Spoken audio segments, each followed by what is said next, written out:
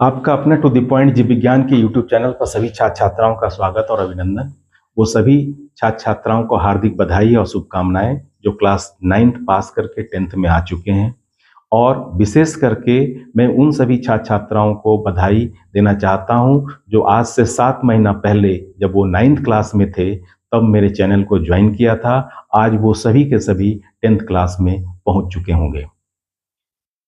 तो इस 10th class में बायोलॉजी का जो चैप्टर 1 है उसका नाम है लाइफ प्रोसेस 1। मैं आज इसी चैप्टर की शुरुआत करता हूं। इसमें 2 शब्द हैं, लाइफ और प्रोसेस। लाइफ क्या है? Sequence of events to achieve a goal, और वह गोल क्या है? To maintain life. लाइफ को मेंटेन करने के लिए ये सारे सीक्वेंस ऑफ इवेंट होते हैं, उसी को हम क्या कहते हैं? प्रोसेस।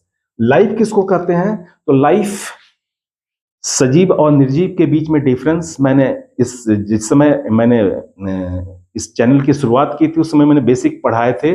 उसमें मैंने सजीव और निर्जीव, लिविंग और नॉन लिविंग के बीच में क्या क्या डिफरेंसेस है, कौन कौन से कैरेक्टरिस्टिक फीचर्स होते हैं उसके बारे में मैंने बताया था। जिन बच्चों ने नहीं देखा है कृपया करके उस वीडियो को आप देख लेंगे। तो लाइफ में 3 इंपॉर्टेंट हैं, बहुत सारे हैं फीचर्स, लेकिन एक है मेटाबॉलिज्म, दूसरा है होम्योस्टेसिस और तीसरा है आपका इरिटेबिलिटी। जितने भी ये लाइफ के कैरेक्टरिस्टिक फीचर्स हैं उसको मेंटेन करने के लिए क्या चाहिए? एनर्जी चाहिए। तो लाइफ क्या है? इसमें 3 इंपॉर्टेंट, एक है क्या? मेटाबॉलिज्म, दूसरा क्या है? होम्योस्टेसिस, होम्योस्टेसिस, तीसरा क्या है? Irritability, irritability. ये 3 प्रोसेस है लाइफ को, और इसको मेंटेन करने के लिए या जो भी कैरेक्टरिस्टिक फीचर है लाइफ का उसको मेंटेन करने के लिए हमें क्या चाहिए? एनर्जी चाहिए। वह एनर्जी कहां से मिलेगा? तो हमें मिलेगा न्यूट्रिएंट से। न्यूट्रिएंट्स हम कैसे प्राप्त करेंगे? तो उसको प्राप्त करने के लिए जो प्रोसेस है उसको हम क्या कहते हैं? न्यूट्रिशन। उस प्रोसेस को हम कहते हैं न्यूट्रिशन। इस प्रोसेस में हम फूड को अपने शरीर के अंदर इंटेक करते हैं, लेते हैं, और तब जाकर के इस फूड को हम प्रोसेसिंग के बाद उससे न्यूट्रिएंट्स को आइसोलेट करते हैं, निकालते हैं। तो फूड को प्रोसेसिंग करने के बाद जो न्यूट्रिएंट्स निकालते हैं उस प्रोसेस को हम क्या कहते हैं? डाइजेशन। और ये जो डाइजेशन का प्रोसेस है यह एक स्पेशल सिस्टम के अंदर होता है जिसको हम क्या कहते हैं? Food processing unit. उसको कहते हैं हम फूड प्रोसेसर या प्रोसेसिंग यूनिट। देखिए ये फूड प्रोसेसिंग यूनिट है। तो ये पहला काम हमने कर लिया कि फूड को हमने अपने शरीर के अंदर लिया। फूड प्रोसेसिंग यूनिट क्या करेगा? उसको सिंपलर फॉर्म में कन्वर्ट करेगा और तब जाकर के उससे हमें न्यूट्रिएंट्स की प्राप्ति होगी। ठीक है। जब और उस न्यूट्रिएंट से हम क्या बनाएंगे? एनर्जी बनाएंगे। जब एनर्जी का प्रोडक्शन होगा तो उस समय इससे कुछ बाई प्रोडक्ट्स भी बनते हैं। बाई प्रोडक्ट्स, और वह जो बाई प्रोडक्ट्स होता है उसको कहते हैं हम मेटाबॉलिक वेस्ट। क्या कहते हैं? Metabolic waste. तो न्यूट्रिएंट से एनर्जी निकालने के लिए, जैसे कोयले के चूल्हे को जलाने के लिए क्या किया जाता है? कोयले को जलाया जाता है, और कोयले को जलने के लिए क्या चाहिए? ऑक्सीजन चाहिए। तो यहां पर भी न्यूट्रिएंट्स क्या क्या हो सकता है? न्यूट्रिएंट्स जैसे ग्लूकोज है, ग्लूकोज एक तरीके का कार्बोहाइड्रेट है। इसके अलावा फैटी एसिड है, ग्लिसरॉल है, प्रोटीन है, एमिनो एसिड है,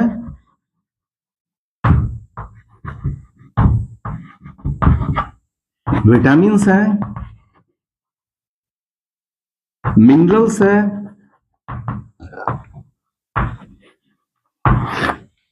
ये सारी चीज की प्राप्ति हम कहां से करते हैं? फूड से करते हैं। ये सारी चीजें फूड में पाई जाती है, उसका हम प्रोसेसिंग के द्वारा उसको सिंपलर फॉर्म में कन्वर्ट करते हैं और इन्हीं सब चीजों को हम क्या करते हैं?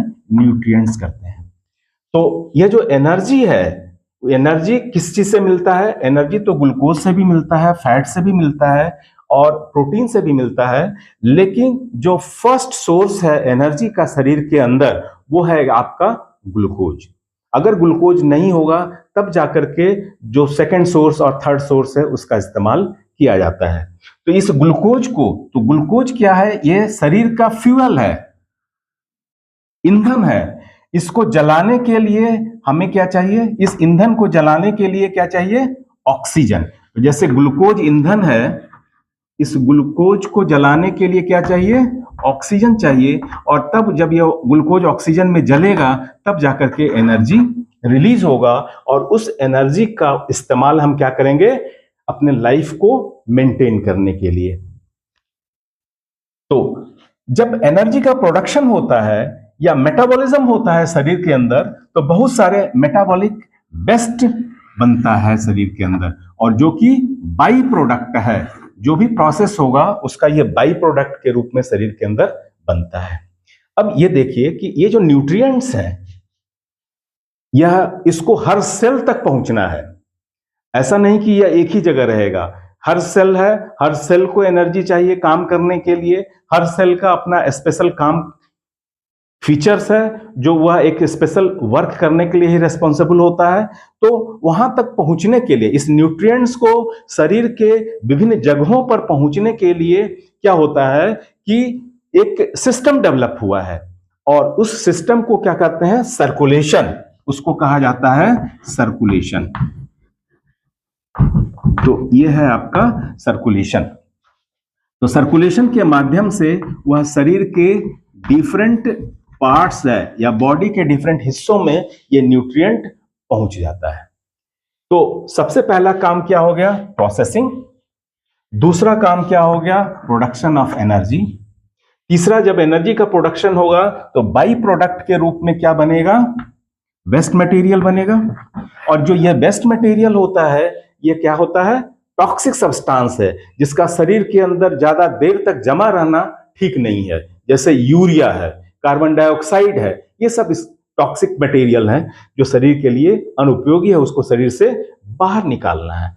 और ये जो एक और यहां पर जो देख रहे हैं सर्कुलेशन, जो कि न्यूट्रिएंट्स को बॉडी के डिफरेंट पार्ट्स तक पहुंचाने का काम करता है। तो देखिए इसमें तीन इंपॉर्टेंट प्रोसेस है। एक जो डाइजेशन का काम करने वाला पार्ट है, जो फूड प्रोसेसर है हमारे शरीर का, उसको हम क्या कहते हैं? Digestive system.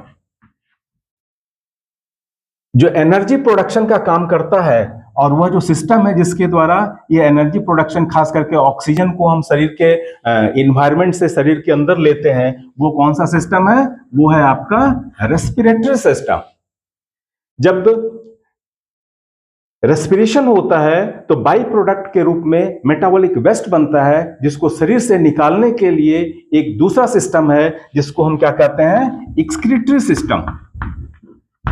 Excretory system. और डाइजेशन के बाद जो न्यूट्रिएंट्स हैं, जो कॉम्प्लेक्स फूड था, उसको सिंपलर फॉर्म में कन्वर्ट किया गया, और उस सिंपलर फॉर्म को बॉडी के डिफरेंट पार्ट्स में पहुंचाया जाता है, जहां की जो डिफरेंट सेल है उसको प्राप्त करते हैं और अपने बेसिक रिक्वायरमेंट को पूरा करते हैं। तो उस सिस्टम उसको हम क्या कहते हैं? Circulatory system. Circulatory system. तो लाइफ प्रोसेस 1 के अंतर्गत हम लोग क्या पढ़ेंगे? सबसे पहला डाइजेस्टिव सिस्टम, उसके बाद हम पढ़ेंगे रेस्पिरेटरी सिस्टम, फिर हम पढ़ेंगे सर्कुलेटरी सिस्टम, और फिर तब पढ़ेंगे एक्सक्रीटरी सिस्टम। ये है लाइफ प्रोसेस 1। अब ये सारा जो सिस्टम है एक दूसरे से लिंक है, एक दूसरे के साथ सामंजस्य स्थापित करके, एक दूसरे के साथ कोऑर्डिनेट करके इस प्रोसेस को, जो लाइफ को मेंटेन करने के लिए जरूरी है, वो सारा काम करते हैं। अब देखिए, जैसे मान लिया कि ये सिस्टम अगर नहीं होता, ये जो एक्सक्रीटरी सिस्टम है ये अगर नहीं होता, तब क्या होता? तो जो बाई प्रोडक्ट बनता वो पॉइजनस सब्सटेंस हमारे शरीर के अंदर फैल जाता और कुछ ही समय में वह जो ऑर्गेनिज्म है और जो ह्यूमन बीइंग है या कोई भी लिविंग ऑर्गेनिज्म है वो क्या कर जाएगा? पॉइजनस सब्सटेंस जब बॉडी के अंदर एक्युमुलेट करेगा तो उसका क्या होगा? डेथ हो जाएगा। तो इस तरीके से तो हर सिस्टम जो बनाया गया है वो किसके लिए है? मेंटेन करने के लिए। किसको? लाइफ को मेंटेन करने के लिए बनाया गया है। और इस लाइफ प्रोसेस 1 में हम 4 सिस्टम के बारे में पढ़ेंगे। पहला सिस्टम है आपका डाइजेस्टिव सिस्टम, जो दूसरा सिस्टम है वो है आपका रेस्पिरेटरी सिस्टम, जो तीसरा सिस्टम है वो है सर्कुलेटरी सिस्टम, और जो चौथा है एक्सक्रीटरी सिस्टम। तो मैं ये कह रहा था कि इनके बीच में आपसी तालमेल, यानी उस तालमेल को हम क्या कहते हैं? कोऑर्डिनेशन। कोऑर्डिनेशन। एक तो इनके बीच में आपसी तालमेल बनाए रखना, ऐसा ना हो कि हम जो है फूड आज खाए हैं तो 4 दिन के बाद उसे पचाएंगे, नहीं, ऐसा नहीं होगा। आज खाए हैं तो उसकी पाचन आज ही होना चाहिए, ताकि आगे के प्रोसेस जो एक दूसरे के ऊपर डिपेंड है वो रुके नहीं तो फिर लाइफ में डिस्टरबेंस हो जाएगा। तो यानी ये जितने भी सिस्टम है उसके बीच में आपसी तालमेल की व्यवस्था होनी चाहिए। और एक दूसरा है कंट्रोल। कंट्रोल क्या है? जैसे डाइजेस्टिव सिस्टम है, तो अब कंट्रोल कैसे होगा इसका? कि फूड आया तब तो भाई काम करो, और जब फूड नहीं आया तब भी जो है तुम सलेवरी ग्लैंड का सिक्रीशन किए जा रहे हो, गैस्ट्रिक ग्लैंड का सिक्रीशन किए जा रहे हो, और पैंक्रियाज से पैंक्रेटिक जूस का सिक्रीशन किए जा रहे हो। ये क्या मतलब है? जब काम नहीं है तो इसका मतलब है कि ये वेस्टेज है। तो इस वेस्टेज को रोकने के लिए एक कंट्रोल सिस्टम भी इसके अंदर डेवलप किया गया है। तो एक तो कोऑर्डिनेशन, आपसी तालमेल, और दूसरा होता है कंट्रोल। ये कोऑर्डिनेशन और कंट्रोल के लिए शरीर के अंदर एक सिस्टम है जिसको हम कहते हैं नर्वस सिस्टम।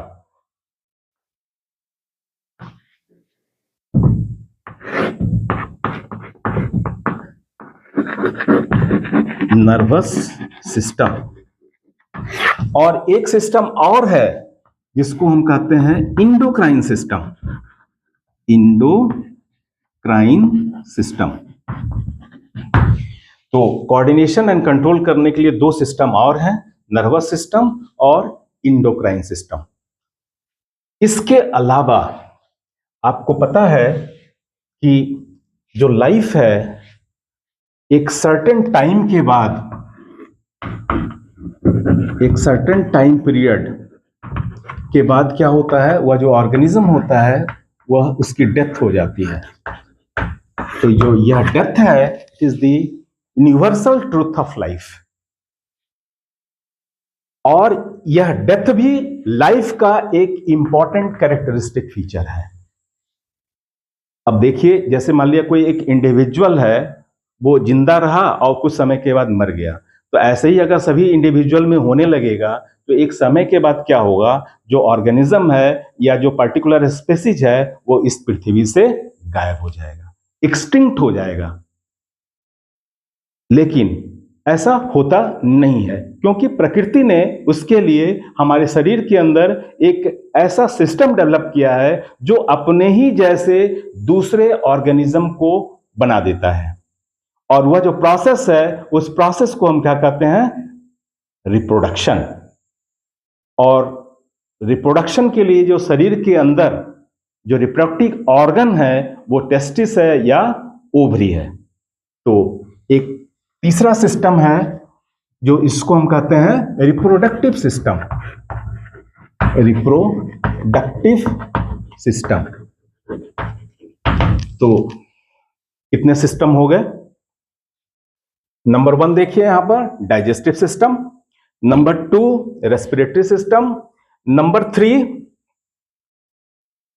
ये है आपका नंबर 1 डाइजेस्टिव सिस्टम, ये है आपका नंबर 2 रेस्पिरेटरी सिस्टम, ये है आपका नंबर 3 एक्सक्रीटरी सिस्टम, ये है आपका नंबर 4 सर्कुलेटरी सिस्टम, ये है आपका नंबर 5 नर्वस सिस्टम, ये है नंबर 6 इंडोक्राइन सिस्टम, और ये है नंबर